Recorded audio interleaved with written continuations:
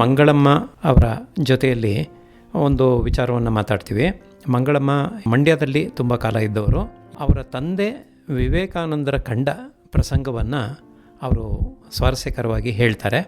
ನಮ್ಮ ತಂದೆ ಚಾಮುಂಡಿ ಬೆಟ್ಟದಲ್ಲಿ ಪ್ರತಿನಿತ್ಯ ದುರ್ಗಾ ಸಪ್ತಶತಿ ಪಾರಾಯಣದ ಸೇವೆ ಮಾಡ್ತಾಯಿದ್ರು.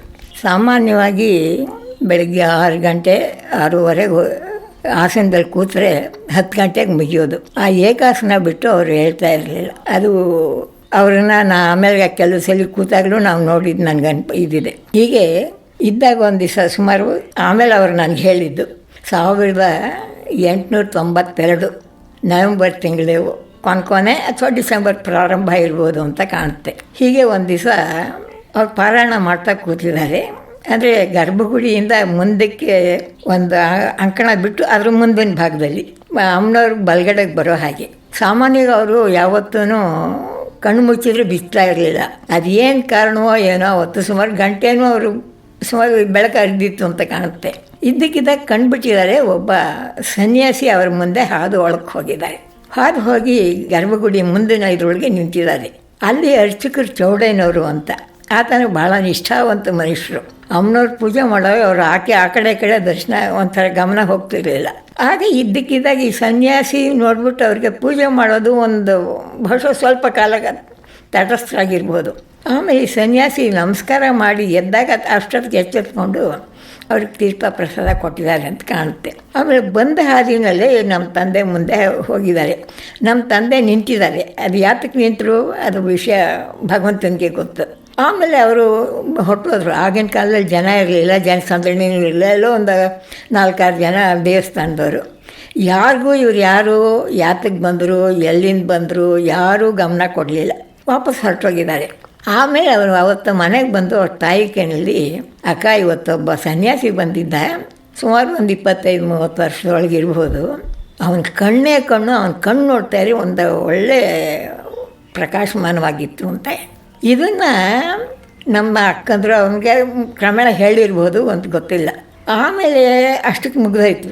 ಆಮೇಲೆ ಅವ್ರಿಗೆ ಗೊತ್ತಾಗಿದೆ ಕ್ರಮೇಣ ಈ ಸನ್ಯಾಸಿನೇ ಒಬ್ಬ ಸನ್ಯಾಸಿಗಳಿಗೋಸ್ಕರವಾಗಿ ಒಂದು ಹೊಸ ಮಠ ಕಟ್ಟಿದ್ದಾರೆ, ಅದರ ಶಾಖೆ ಮೈಸೂರಿನಲ್ಲಿದೆ ಅನ್ನೋದು ಗೊತ್ತಾಗಿದೆ. ಅಲ್ಲಿಂದ ಆಚೆಗೆ ನಾನು ಸುಮಾರು 9 ವರ್ಷದವಳಿರ್ಬೋದು. ಮೈಸೂರಿನಲ್ಲಿ 100 ಅಡಿ ರಸ್ತೆಯಲ್ಲಿ ಈಗ ಲಕ್ಷ್ಮೀ ಟಾಕೀಸಿರೋ ಕಡೆ ವಾಸುದೇವಯ್ಯನ ಲಾಯ ಅಂತಿತ್ತು. ಅಲ್ಲಿ ಈ ಬೆಟ್ಟದಿಂದ ಬಂದು ಓದೋದಕ್ಕೆ ಕಷ್ಟ ಅಂತ ನಮ್ಮ ತಂದೆಯವ್ರಿಗೆ ಒಂದು ಸಣ್ಣ ಮನೆ ಕೊಟ್ಟಿದ್ದರು. ನಮ್ಮ ತಾಯಿ ನಮ್ಮ ಅಣ್ಣಂದರು ಕೆಲವು ವಿದ್ಯಾರ್ಥಿಗಳನ್ನ ಇಟ್ಕೊಂಡು ನೋಡಿದ್ರು.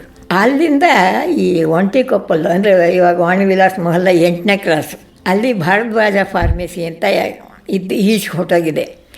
ಅಲ್ಲಿ ನಾವೆಲ್ಲ ಅವ್ರನ್ನ ಪಂಡಿತರು ಅಂತ ಕರೀತಾ ಇದ್ದು.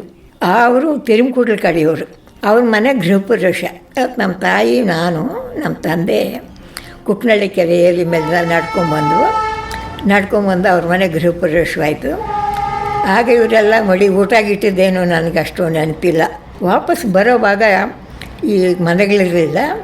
ಈ ಆಶ್ರಮದ ಮುಂದೆ ಬಂದು ಬೋರ್ಡ್ ಕಂಡು ನಮ್ಮ ತಂದೆ ನಿಂತ್ಕೊಂಡ್ರು. ನಮ್ಮ ತಂದೆ ನಿಂತ್ಕೊಂಡಾಗ ಅಲ್ಲಿ ರಾಮಕೃಷ್ಣ ಆಶ್ರಮ ಅಂತ ಬರೀತು. ಅದನ್ನು ನೋಡಿಬಿಟ್ಟು ಅವಾಗ ತಮ್ಮ ಹಿಂದಿನ ಘಟನೆ ನನಗೆ ಹೇಳಿಬಿಟ್ಟು, ಇದೇನೇ ಆ ಸನ್ಯಾಸಿಗಳಿಗೋಸ್ಕರ ಕಟ್ಟಿದ್ದ ಒಂದು ಆಶ್ರಮ ಅಂತ. ಆಗ ನಾನು ಕಂಡಿದ್ದ ದೃಶ್ಯ ತಂತಿ ಬೇಲಿ ಇತ್ತು. ಈಗ ಮೇನ್ ಗೇಟ್ ಬಳಿ ಎಡಗಡೆಗೆ ಬೋರ್ಡು ಹಾಕಿ ಎಲ್ಲ ಕಟ್ಟಿದಾರಲ್ಲ, ಆ ಮುಂದೆ ನಿಂತಿದ್ದೆ. ಅವಾಗ ಎದುರುಗಡೆ ಒಂದು ಸಣ್ಣ ಮನೆ, 1-2 ಹಸುಗಳು ಮೇಯ್ತಾ ಇದ್ದು, 1-2 ಕಾವಿ ಬಟ್ಟೆ ಒಣಗಿ ಹಾಕಿದ್ದು. ಅದು ಈ ಚಿತ್ರ ನನಗೆ ಇವತ್ತು ಕಣ್ಣಿಗೆ ಕಟ್ಟಾಗಿದೆ. 1924-23ರಲ್ಲಿ ನಮ್ಮ ಹಿರಿಯ ಅಣ್ಣ ಬೆಂಗಳೂರಿನಲ್ಲಿ ಸೆಂಟ್ರಲ್ ಕಾಲೇಜ್ನಲ್ಲಿ ಓದ್ತಾಯಿದ್ರು. ಅವರು ಒಂದು ರೂಮ್ ಮಾಡಿಕೊಂಡು ಮೆಜೆಸ್ಟಿಕ್ ಟಾಕೀಸ್ ಅಲ್ಲಿ ಇದ್ದರು. ಅಲ್ಲಿ ಅದನ್ನು ಕಮಲಾಸಾನಿ ಛತ್ರ ಅಂತ ಕರೀತಿದ್ರು. ಅಲ್ಲಿಂದ ಸಾಮಾನ್ಯವಾಗಿ ಅವರು ಪ್ರತಿ ಭಾನುವಾರನೂ ಈ ರಾಮಕೃಷ್ಣ ಆಶ್ರಮಕ್ಕೆ ಸ್ಪೀಚ್ ಕೇಳೋಕ್ಕೆ ಬರೋರು. ಸ್ವಾಮಿ ನಿರ್ಮಲಾನಂದರು ಅವರು ಭಗವದ್ಗೀತೆ ಕೇಳಿದ್ರು. ಇದು ಒಂದು ರೀತಿ ಸಂಪರ್ಕ ಅಲ್ಲಿಗೆ. ಆಮೇಲೆ 1936ರಲ್ಲಿ ನಮ್ಮ ಅಣ್ಣನಿಗೆ ಬೆಂಗಳೂರಿಗೆ ಕೆಲಸ ಆಯಿತು. ನಾವು ನಮ್ಮ ತಾಯಿ ನಮ್ಮ ಜೊತೆ ಅಲ್ಲಿಗೆ ಹೋದ್ವು. ಇದು ನಮ್ಮ ತಂದೆಯವರು ವಿವೇಕಾನಂದರನ್ನ ಕಂಡ ಒಂದು ದೃಶ್ಯ. ಆದರೆ ಅದು ಯಾವ ರೀತಿಯೂ ನಮ್ಮ 2 ಅಣ್ಣಂದರು ಸ್ವಾಮಿ ಸ್ಥಿತಾತ್ಮಾನಂದರು ಮತ್ತು ಅನನ್ಯಾನಂದರು ಬೆಂಗಳೂರು ಆಶ್ರಮದ ಮುಖಾಂತರವಾಗಿ ಮಹಾಸಂಘಕ್ಕೆ ಸೇರಿ ತಮ್ಮ ಕೈಲಾದ ಸೇವೆ ಮಾಡಿದ್ರು. ನನಗೂ ಆ ಕಡೆ ಒಂದು ಸ್ವಲ್ಪ ಹೇಳ್ತಾ ಇದ್ರು ಅದು ಹೆಚ್ಚು ನನಗೆ ಒಂಟಿ ಬಂದಿದ್ದು ಸೋಮನಾಥಾನಂದದಿಂದ 1952 ಬೆಳೆದು ಬಂತು. ಆಗ ನಮ್ಮ ಅಕ್ಕ ಒಬ್ಬರು ಟಿ ನರಸೀಪುರ ಗರ್ಗೇಶ್ವರಲ್ಲಿದ್ದವರು. ಆವಾಗ ಒಂದು ಮಾತು ನನಗಂದರು, ಇದೇನೇ ನಿಮ್ಗೆಲ್ಲರಿಗೂ ನಿಮ್ಮ 3 ಜನಕ್ಕೂ ಈ ಆಶ್ರಮದ ನೆಂಟು ಬಂತು ಅಂದರು. ಅದು ಏನೋ ಗೊತ್ತಿಲ್ಲ. ಆವಾಗ ಅವ್ರು ಹೇಳಿದ್ರು, ಬಹುಶಃ ಅವ್ರ ಕಣ್ಣಿನ ದೃಷ್ಟಿ ನಮ್ಮ ಅಪ್ಪನ ಮೇಲೆ ಬಿದ್ದು ಅದು ಎಲ್ಲೋ ನಿಮಗೂ ಹೊಂಟಿರ್ಬೋದು ಕಣೆ ಅಂತ ಒಂದು ತಮಾಷೆಯಾಗಿ ಹೇಳಿದ್ರು. ಅದು ಇಬ್ಬರು ಇದ್ದಿರ್ಬೋದು, ಯಾಕೆಂದರೆ ಅದೇನೇನೋ ವಿಜ್ಞಾನದಲ್ಲಿ 108 ಹೇಳ್ತಾರೆ, ಯಾವುದೋ ಒಂದಕ್ಕೆ ಸಂಬಂಧ ಇದೆ ಅಂತ. ಆ ಸಂಬಂಧ ಇರ್ಬೋದು ಅಂತ ಕಾಣುತ್ತೆ. ಈ ಮಾತನ್ನು ನಾನು ಯಾವಾಗಲೂ ಮಾತಿಗೆ ಬಂದಾಗ ಸ್ವಾಮಿ ಮುಕ್ತಿದಾನಂದರಿಗೆ ಹೇಳಿದೆ 2015ರಲ್ಲಿ. ತಕ್ಷಣ ಅದನ್ನು ಅವರು ರೆಕಾರ್ಡ್ ಮಾಡಿ ವಿವೇಕ ಪ್ರಭದಲ್ಲಿ 2015ನೇ ಬಹುಶಃ ಏಪ್ರಿಲ್ ಇದರೊಳಗೆ ಹಾಕಿದ್ರು. ಆಮೇಲೆ ಕೀರ್ತಿ ಕುಮಾರ್ ಒಂದು ಇದು ಬರೆದಿದ್ದಾರೆ, ಮೈಸೂರು ಹಿಸ್ಟ್ರಿ ಆಫ್ ಆಶ್ರಮ ಅಂತ. ಅದರೊಳಗೂ ಇದನ್ನು ಅವರು ರೆಕಾರ್ಡ್ ಮಾಡಿಸಿದ್ರು. ಆದ್ದರಿಂದ ಒಂದು ರೀತಿಯಲ್ಲಿ ನಮ್ಮ ತಂದೆಯವರು ವಿವೇಕಾನಂದರು ನೋಡಿದ್ರಿಂದ ಬಹುಶಃ ನಮಗೂ ಏನೋ ಒಂಚೂರು ಕಿಂಚಿತ್ ಅವರ ಸಂಪರ್ಕ ಇರ್ಬೋದು ಅಂತ ಅನಿಸುತ್ತೆ. ಮತ್ತು ನಿಮಗೆ ನಾಲ್ವಡಿ ಕೃಷ್ಣರಾಜ ಒಡೆಯರ ನೋಡಿದ ನೆನಪು ಕೂಡ ಇದೆ, ಅದ್ರ ಬಗ್ಗೆ ಸ್ವಲ್ಪ ಹೇಳಲಿಕ್ಕಾಗತ್ತಾ? ಈ ಚಾಮುಂಡಿ ಬೆಟ್ಟದಲ್ಲೂ ಇದ್ದ ಜನಗಳು ಆಗ ಸುಮಾರು ಒಂದು 40-50 ಮನೆಗಳು ಇದ್ದಿರ್ಬೋದು. ನಾನು ಚಿಕ್ಕವಳಾಗಿದ್ದಾಗ ಮೈಸೂರಲ್ಲಿದ್ದರು, ಹಾಗಾಗಿ ಹೋಗ್ತಾಯಿದ್ವಿ. ನಮ್ಮ ಮನೆ ಇತ್ತು, ನನ್ನ ಚಿಕ್ಕಪ್ಪ ಅವರೆಲ್ಲ ಇದ್ದರು. ಆವಾಗ ದೇವಸ್ಥಾನ ಇದ್ದಿದ್ದು ಅರಮನೆ ಆಡಳಿತದಲ್ಲೇ.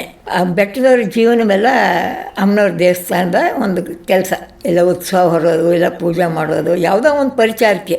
ಕೃಷ್ಣರಾಜ ಒಡೆಯರಿಗೆ ಅವ್ರಿಗೆ ಯಾವುದಾದ್ರೂ ಒಂದು ರೀತಿಯಲ್ಲಿ ಏನಾದರೂ ಒಂದು ಸಹಾಯಗಳು ಮಾಡಬೇಕು, ಆದರೆ ಇವ್ರ ಅಭಿಮಾನಕ್ಕೆ ಧಕ್ಕೆ ಬರಬಾರ್ದು. ಯಾಕಂದರೆ ಪ್ರತಿಯೊಬ್ಬರು ಬಡವರಾದ್ರೂ ಎಲ್ಲರೂ ತಮ್ಮ ಗೌರವವನ್ನು ಉಳಿಸ್ಕೊಳ್ಳೋರು. ಅದಕ್ಕೇನು ಮಾಡೋರು, ಹಾಗಾಗಿ 3-4 ತಿಂಗಳಿಗೆ ಒಂದೊಂದು ಸಲ ಯಾವುದೋ ಒಂದು ಹಬ್ಬದ ನೆಪ ಹೇಳ್ಬಿಟ್ಟು ಜಮಖಾನ ಕೊಡೋದು, ಇದು ಮಾಡೋದು. ಇನ್ನೊಂದು ಕೆಲಸ ಮಾಡೋರು, ಅಲ್ಲಿ ಕುಮಾರಿ ಪೂಜೆ, ಸುವಾಸಿನಿ ಪೂಜೆ, ದಂಪತಿ ಪೂಜೆ ಅಂತ ಒಂದು ಮಾಡಿಕೊಂಡ್ರು. ಅವರು ದೈವಭಕ್ತರು ಮತ್ತು ನಮ್ಮ ಪರಂಪರೆಯ ಒಂದು ಸಂಸ್ಕೃತಿಗೆ ಬಹಳ ಗೌರವ ಕೊಟ್ಟವರು ಅವರು ನಾಲ್ವಡಿ ಕೃಷ್ಣರಾಜ. ಸುಮಾರು 8-10 ವರ್ಷದೊಳಗಿರೋ ಬ್ರಾಹ್ಮಣ ಹುಡುಗಿರು ಕುಮಾರಿಗಳು ಯಾರು ಇರ್ತಾರೋ, ಎಷ್ಟು ಜನ ಇರ್ತಾರೋ ಅವ್ರದ್ದೊಂದು ಕಡೆ ಲೆಕ್ಕ ಹಾಕೋರು. ಹಾಗೆ ಸುವಾಸಿನಿಯರು, ಹಾಗೆ ದಂಪತಿಗಳು. ಅವತ್ತು ಏನು ಮಾಡೋದು, ದೇವಸ್ಥಾನದ ಪಕ್ಕದ ಒಂದು ಅಂಕಣ ಹೇಗೆ ಉತ್ಸವ ಮೂರ್ತಿ ಇರ್ತಾರೆ, ಅಲ್ಲೇನು ಮಾಡೋರು, ಊರಿನ ಜನವೆಲ್ಲ ಸೇರೋರು. ಎಷ್ಟು ಜನ ಹುಡುಗಿರು ಇರ್ತಾರೋ 8 ಜನ ಇದ್ದರೆ 7ಕ್ಕೆ ಇಲ್ಲ ಅಂತ ಬರೆಯೋರು. ಒಂದು ಚೀಟಿನಲ್ಲಿ ಉಂಟು ಅಂತ ಬರೆಯೋರು. ಆ ಉಂಟು ಅಂತ ಯಾರಿಗೆ ಬರುತ್ತೋ ಅವ್ರಿಗೆ ಮಹಾರಾಜರ ಕಡೆ ಪೂಜೆ. ಇದು ಒಂದು ಸಲ ನನಗೆ ಬಂದಾಗ ಬಹುಶಃ ಆಗ 4 ವರ್ಷ ಇದ್ದಿರ್ಬೋದು. ಅಂದರೆ ಚೆನ್ನಾಗಿ ನೆನಪೇನೋ ಇದೆ. ಚಾಮುಂಡಿ ಬೆಟ್ಟದ ಮೇಲೆ ಇಂಪೀರಿಯಲ್ ಹೋಟ್ಲ್ ಅಂತ ಏನಾಗಿದೆ, ಅದು ಮುಂಚೆ ಮಹಾರಾಜರು ಅಲ್ಲಿ ಬರ್ತಾಯಿದ್ರು. ಅರಮನೆ, ಇನ್ನೊಂದು ಅರಮನೆ ಹಳೇದಿತ್ತು ದೇವಸ್ಥಾನದ ಎದುರಿಗೆ, ಅದು ಈಗಿಲ್ಲ. ಆ ಬೆಟ್ಟದಲ್ಲಿ ಚಳಿಗಾಲದ ದಿನ, ಅಂದರೆ ಬೆಟ್ಟದಲ್ಲಿ ಯಾವಾಗಲೂ ಚಳಿನೇ. ಕುಮಾರಿ ಪೂಜೆ ಅಂದರೆ ಏನು ಅಂದರೆ, ಅವರು ಮಾಡೋವಾಗ ಅಲ್ಲಿ ಆವಾಹನೆ ಮಾಡೋರು. ನನಗೆ ಆವಾಗ ಹುಡುಗಿ, ನಮಗೆ ಅವರು ಮಹಾರಾಜರು ಅನ್ನೋ ಒಂದು ಗೌರವ ಇತ್ತೇ ಹೊರತು ಹೆದರಿಕೆ ಇರಲಿಲ್ಲ. ಸರಿ, ಅವರು ಕೂರಿಸಿದ್ರು. ಪೂರ್ತಿ ಷೋಡಶೋಪಚಾರ ಪೂಜೆ ಮಾಡ್ತಾರೆ. ಮಾಡಿ ದೀರ್ಘದಂಡ ನಮಸ್ಕಾರ ಕೂಡ ಮಾಡ್ತಾರೆ. ಅದು ನಮ್ಗೆ ಆವಾಗ ಮಾಡಿಸ್ಕೋಬಾರ್ದು ಅನ್ನೋ ಇದು ಇಲ್ಲ ಅವ್ರಿಗೂ. ಆಮೇಲೆ ಮಾಡಿದ್ಮೇಲೆ ಅವರು ತಟ್ಟೆನಲ್ಲಿ ಹಣ್ಣು ಹಂಪಲ ಎಲ್ಲ ಕೊಟ್ಟು ಕಳಿಸ್ತಾರೆ. ಇದು ನನಗೆ ಕುಮಾರಿ ಪೂಜೆ ಮಾಡಿಸ್ಕೊಂಡಿದ್ದು ಭಾಳ ಚೆನ್ನಾಗಿ ನೆನಪಿದೆ. ಆಮೇಲೆ ಅವ್ರದ್ದು ಇನ್ನೊಂದು ದೃಶ್ಯ ನನಗೇನು ಅಂದರೆ, ಅವರು ಒಂದು ಹರಕೆ ಹೊತ್ಕೊಂಡಿದ್ರು ಅಂದ್ಕೊಂಡು ಅವ್ರ ತಾಯಿಯವರು ತಂಬಿಟ್ಟಿನ ದೀಪ ಅಮ್ಮನವ್ರಿಗೆ ಹಚ್ಚಿಸ್ತೀನಿ ಅಂತ. ಈ ಅರಮನೆಯಿಂದ ಹೆಚ್ಚು ಕಮ್ಮಿ ದೇವಸ್ಥಾನಕ್ಕೆ ಈಗಿನ ಲೆಕ್ಕದಲ್ಲಿ 1 ಕಿಲೋಮೀಟ್ರಿಗಿಂತ ಜಾಸ್ತಿ ಆಗಬಹುದು ಅಂತ ಕಾಣುತ್ತೆ. ಮಗ್ಟ ಉಟ್ಕೊಂಡು, ಅದೇ ಮಗ್ಟ ಹೊದ್ಕೊಂಡು, ತಲೆಗೆ ಪೇಟ ಆಯಿತು. ಪೇಟದ ಮೇಲೆ ತಟ್ಟೆಲಿ, ಬಹುಶಃ ಚಿನ್ನದ ತಟ್ಟೆ ಅಂದರೆ ನನಗಿಲ್ಲ, ತಂಬಿಟ್ಟಿನ ದೀಪ. ಆಮೇಲೆ ಬಾಯಿ ಬೀಗ ಚುಚ್ಕೊಂಡಿದ್ರು. ಬಾಯಿ ಬೀಗ ಚುಚ್ಚೋದು ಅಂದರೆ ಈಗಲೂ ಇದೆ. ಒಂದು ಕಡೆ ಕೆನ್ನೆಯಿಂದ ಇನ್ನೊಂದು ಕಡೆಗೆ ಚುಚ್ಚಿ, ಈ ಕಾವಡಿ ಹೊರೋರು ಪಳ್ಳಿನಲ್ಲಿ ಮಾಡ್ತಾರೆ, ಮಧ್ಯೆ ಪೂರ್ತಿ ತಂತಿ ಹಾಕಿ ಬಂದಿರುತ್ತೆ. ಅದು ಅವಾಗ ಮಾತಾಡೋಕ್ಕೂ ಆಗೋಲ್ಲ. ಬಾಯಿ ಬೀಗ ಚುಚ್ಕೊಂಡು, ಯಾರು ಮಹಾರಾಜರು ಬಾಯಿ ಬೀಗ ಚುಚ್ಕೊಂಡು ಬರೀ ಕಾಲಿನಲ್ಲಿ ಅಲ್ಲಿಂದ ನಡೆದು ಬಂದಿದ್ದಾರೆ. ಅದು ಬಂದು ಆಮೇಲೆ ಅಮ್ಮನವ್ರಿಗೆ ಸೇವೆ ಸಲ್ಲಿಸಿ ಇದು ಹೋಗಿದ್ದು. ಅದು ಅಷ್ಟೇ ಒಂದು ರೀತಿಯಲ್ಲಿ ಆ ಚಳಿನಲ್ಲಿ ಅವರು ಹೊದ್ಕೊಂಡಿದ್ದು ಬೇರೆ ಏನೂ ಇಲ್ಲ, ಬರಿಗಾಲಿನಲ್ಲಿ. ಅವರಲ್ಲಿ ಆ ದೈವ ನಂಬಿಕೆ ಇತ್ತು, ಅದನ್ನು ಇದನ್ನು ಮಾಡ್ಕೊಂಡಿದ್ರು. ಇದು ಒಂದು ದೃಶ್ಯ ನನಗೆ ಮಹಾರಾಜರಲ್ಲಿ ಇದ್ದ ಒಂದಿದು. ಇದಿಷ್ಟ ಆದಮೇಲೆ ಈ ಬೆಟ್ಟದವರೆಗೂ ಬೆಟ್ಟಕ್ಕೆ ನಾಲ್ವಡಿ ಕೃಷ್ಣರಾಜ ಒಡೆಯರ ಪತ್ನಿ ಪ್ರತಾಪ್ ಕುಮಾರಿ ದೇವಿಯವರು ಬೆಟ್ಟಕ್ಕೆ ಬರೋರು. ಆಕೆ ಒಳ್ಳೆ ಸಂಸ್ಕೃತ ವಿದ್ವಾಂಸೆ. ಅವರು ಈ ಬೆಟ್ಟದಲ್ಲಿರೋರನ್ನೆಲ್ಲ ಪರಿಚಯ ಮಾಡ್ಕೊಂಡಿರೋರು. ಹಾಗಾಗಿ ಯಾವಾಗಲಾದ್ರು ಒಬ್ಬರ ಮನೆಗೆ ಇವತ್ತು ಪಾನಕ ಪೂಜೆ ಮಾಡಿ ವರ್ಷ ಬೆಟ್ಟಕ್ಕೆ ಅನ್ನೋರು, ಅವ್ರಿಗೆ ಲವಾಜ್ಮೆ ಕೊಡೋರು, ಹಂಚೋರು. ಅವರು ಹೀಗೆ ಪರಿಚಯವಾಗಿದ್ದು ನಾವು ಮೈಸೂರಿನಲ್ಲಿ ಇದ್ದಿದ್ದು ಗೊತ್ತಾಗಿ ನಮ್ಮ ತಾಯಿಯವ್ರನ್ನ ಯಾವಾಗಲಾದರೂ, ಆಕೆನೂ ಅಷ್ಟೇ ಭಾಳ ಮಡಿ ಆಚಾರ ಸಂಪ್ರದಾಯಸ್ಥೆ. ಪೂಜೆಗೆ ನಮ್ಮ ತಾಯಿಯವ್ರನ್ನ ಒಂದು ಶುಕ್ರವಾರ ಮಂಗಳವಾರವೋ ಶುಭಮ್ನವರೇ ಇವತ್ತು ನಾಳೆ ದೇವರಿಗೆ ನೈವೇದ್ಯಕ್ಕೆ ಒಂದಿಷ್ಟು ಚಿತ್ರಾನ್ನ ಮೊಸರನ್ನ ಆಯಿತು ಅಂದರೆ ಅವ್ರು ಕಳಿಸ್ತಾ ಇದ್ದಿಲ್ಲ ಲವಾಜ್ಮೆ. ನಮ್ಮ ಮನೆಯವ್ರಿಗೆ ಎಲ್ರಿಗೂ ಆಗಬೇಕು. ನಮ್ಮ ತಾಯಿಯವರು ಮಾಡ್ಕೊಂಡು ಹೋಗೋರು. ಆವಾಗ ಈ ಡಬ್ಬಿ ಗಿಬ್ಬಿ ಇಲ್ಲ, ಹಂಗೆ ಜ್ಞಾಪಕ ಇದೆ. ಹಿತ್ತಾಳೆ ಪಾತ್ರೆ ಎಲ್ಲ ಹಾಕಿ ಅದ್ರ ಮೇಲೆ ಬಾಳೆಲ್ಲ ಮುಚ್ಕೊಂಡು ತೊಗೊಂಡು ಬರೋ. ನಮ್ಮ ಮನೆಗೂ ಅರಮನೆಗೂ ದೂರ ಏನೂ ಇರಲಿಲ್ಲ, ಯಾಕೆಂದರೆ ಆ 100 ಅಡಿ ರಸ್ತೆಯಿಂದ.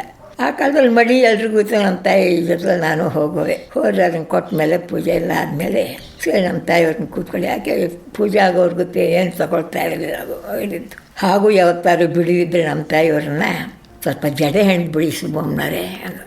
ಆಕೆ ನೀಳವಾದ ಮೇಲೆ ಕೂತ್ಕೊಂಡು ನಮ್ಮ ತಾಯಿ ಹೊಣೆಯವರು ಕೊನೆಗೆ ಬಾಳೆನಾರು ಹಾಕಿಸ್ಕೊಳ್ಳೋರು, ಬೇರೆ ದಾರ ಮುಟ್ತಿರಲಿಲ್ಲ. ಭಾಳ ಅಚ್ಚುಕಟ್ಟು ಶಿಸ್ತು. ಅವರಿದ್ದ ಪರಿಚಾರಕರೆಲ್ಲ ಅವ್ರನ್ನ ಅವೇರು ಅಂತ ಕರೆಯೋರು. ಅವ್ರ ಸೀರೆ ನೆರಿಗೆ ಬಿಚ್ಚಿರಬಾರ್ದು, ಮೈ ಹೊದ್ಕೊಂಡು ಸರಿಗೆ ಬಿಚ್ಚಿರಬಾರ್ದು, ಆ ರೀತಿ ಕಟ್ನಿಟ್ಟಿನಲ್ಲಿದ್ದರು. ಹೀಗೆ ಪರಿಚಯವಾದಾಗ ಒಂದು ಸಲ ಅರಮನೆಗೆ 9 ದಿನ ಪೂಜೆಗೆ ಕುಮಾರಿ ಪೂಜೆಗೆ ನನ್ನನ್ನು ಕರೆದ್ರು. ಮಾಡಿದ ದಿವಸ ಬೆಳಗ್ಗೆ ಮಹಾರಾಜರ ಸಿಂಹಾಸನಕ್ಕೆ ಹತ್ತಕ್ಕೆ ಮುಂಚೆ ಇವರು ತಮ್ಮಲ್ಲಿ ಕೆಲವು ಪೂಜೆ ಎಲ್ಲ ಮಾಡೋರು. ಆಗ ಈ ನನಗೆ ಕುಮಾರಿ ಪೂಜೆ ಮಾಡಿಬಿಟ್ಟು ಆ ಸಲ ಅವತ್ತೇನಾಯಿತು, ಮೊದಲನೇ ದಿವಸ ಪೂಜೆ ಮಾಡಿಬಿಟ್ಟ ಮೇಲೆ ಮಹಾರಾಜರು ಸಿಂಹಾಸನಕ್ಕೆ ಬರೋ ಹೊತ್ತಿಗೆ ನನ್ನನ್ನು ಜೊತೆಗೆ ಕರ್ಕೊಂಡ್ರು.